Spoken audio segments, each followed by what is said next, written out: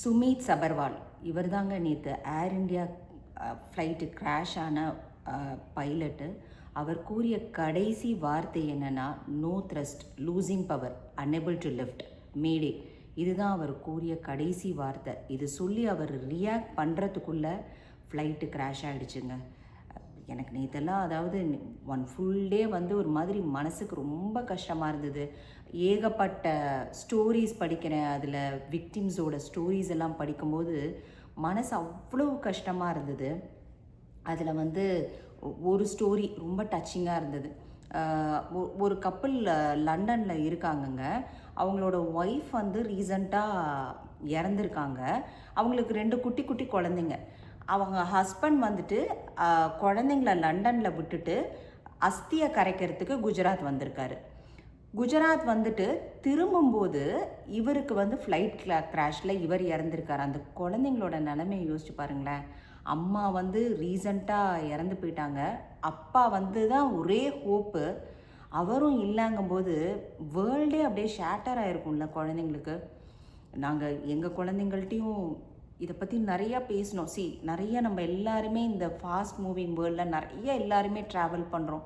குழந்தைங்கள்ட்ட முடிஞ்ச அளவுக்கு நிறையா ஒரு மாதிரி கொஞ்சம் நல்லா புரிஞ்சுக்கக்கூடிய ஏஜாக இருந்ததுன்னா அவங்களுக்கும் எக்ஸ்பிளைன் பண்ணுங்க. ஏன்னா நம்ம தனியாக விட்டுட்டு போகிறோம் டீனேஜ் பசங்களை.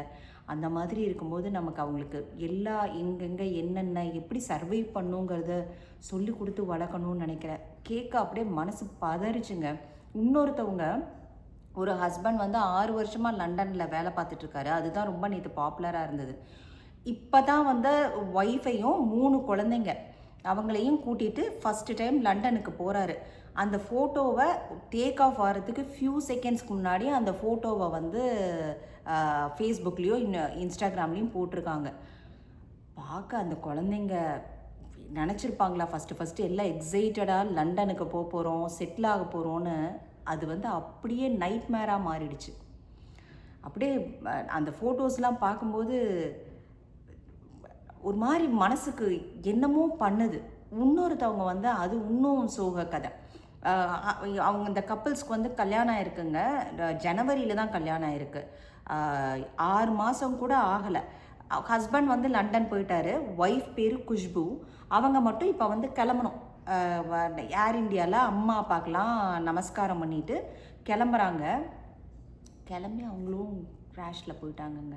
எவ்வளோ ஹோப்ஸோட கல்யாணம் ஆகி இப்போ தான் செட்டில் ஆக போகிறோம், இப்போது ஹஸ்பண்ட் கூட 6 மந்த்ஸ் கழித்து போய் சேர போகிறோம் அப்படின்னு நினைக்கும்போது இப்படி ஒரு ட்ராஜடி. அதாவது என்ன சொல்கிறதுனே தெரியலை. லைஃப் வந்து நம்ம நிறையா சில பேர்த்து மேலே க்ரட்ஜ் வச்சுட்ருக்கோம், கோபம் வச்சுட்ருக்கோம். அனாவசியத்துக்கு நம்ம வந்து யார் மேலேயோ வந்து ஒரு தேவையில்லாததுக்கெல்லாம் சண்டை போட்டுட்ருக்கோம். அதெல்லாம் வேண்டவே வேண்டாங்க.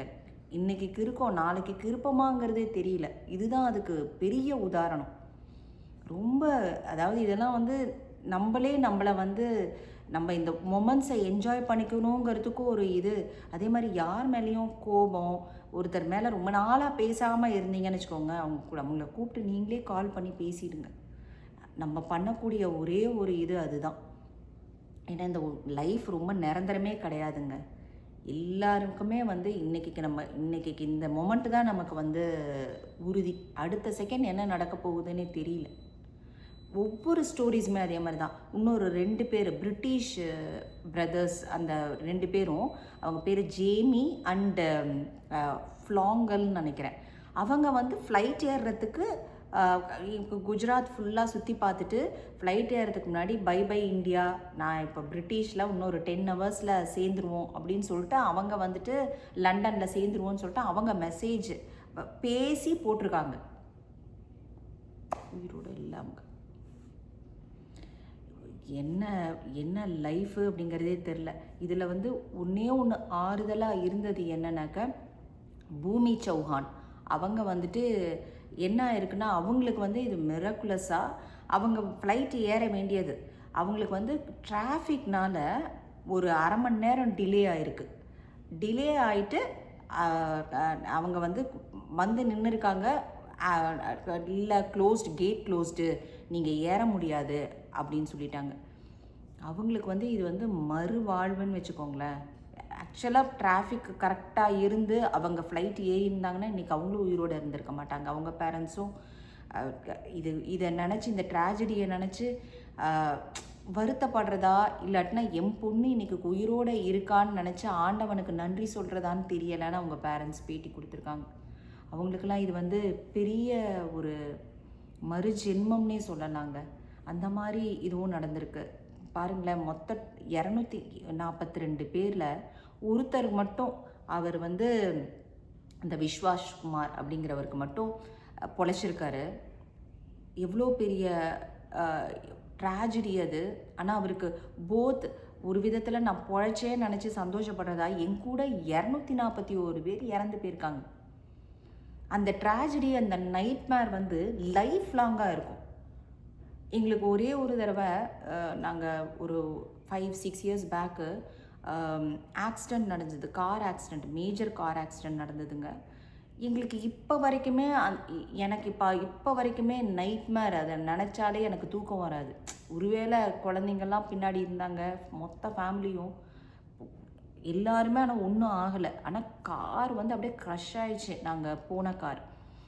அந்த நைட்மேரே எங்களுக்கு அவ்வளோ நாள் நீடிச்சிருந்தேன். எனக்கு 1 இயர் எனக்கு பேச்சே வரல.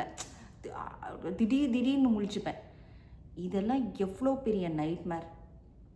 அப்புறம் ஒரு பிங்கின்னு ஒரு ஏர் ஹோஸ்டஸ், அவங்களோட ஸ்டோரி பார்த்தேன். அப்பா, மனசு அப்படியே புரியுதுங்க உண்மையாகவே. என்னடா லைஃபு, எதுக்கு நம்ம எல்லாத்து மேலேயும் கோபம் தாபம் எல்லாம் பட்டுட்ருக்கோம். இருக்கிற வரைக்கும் எல்லாத்துக்கூடையும் ஹாப்பியாக நம்ம இது பண்ணுங்கள். யார் மேலேயும் இன்றைக்கி லைஃபே நிரந்தரம் இல்லைங்க. இதெல்லாம் உங்கள் குழந்தைங்களுக்கும், எங்கேயாவது நீங்கள் தனியாக ட்ராவல், அம்மா அப்பா ட்ராவல் பண்ணுறீங்கன்னா, டீனேஜ் பசங்களாக இருந்தீங்கன்னா அவங்களுக்கு சொல்லி கொடுங்க. இங்கெங்கே இதெல்லாம் வச்சுருக்கோம், இந்த இது இப்படி ஹேண்டில் பண்ணணும், லைஃப் சிச்சுவேஷனை சொல்லி கொடுங்க. குழந்தைங்க பாவம், அந்த லண்டனில் அந்த தனியாக 2 குழந்தைங்க இருக்காங்களே, அவங்களாம் என்ன பண்ணுவாங்களோ தெரிலங்க. மனசுக்கு ரொம்ப கஷ்டமாக இருக்குது. இதை தவிர மெடிக்கல் காலேஜ் ஸ்டூடெண்ட்ஸு என்னன்னே தெரியாமல் இறந்து போயிருக்காங்க. அவங்களுக்கெலாம் இவங்களாவது ஃப்ளைட்டில் ஏறியிருக்காங்க. அவங்க சும்மா சாப்பிட்டுட்டு இருந்தவங்க பசங்கள்லாம் இறந்து போயிருக்காங்க. குட்டி குட்டி பசங்க மெடிக்கல் காலேஜில் ஒரு டாக்டர்ஸாக, ஃப்யூச்சர் டாக்டர்ஸாக வர வேண்டிய குழந்தைங்கள்லாம் இறந்து போயிருக்கு. ரொம்ப சேடான நாளுங்க. நேற்றும் இன்னைக்கு வர ஸ்டோரிஸ் படிக்கும்போது மனசு ரொம்ப கனக்குது. ஓம் சாந்தி.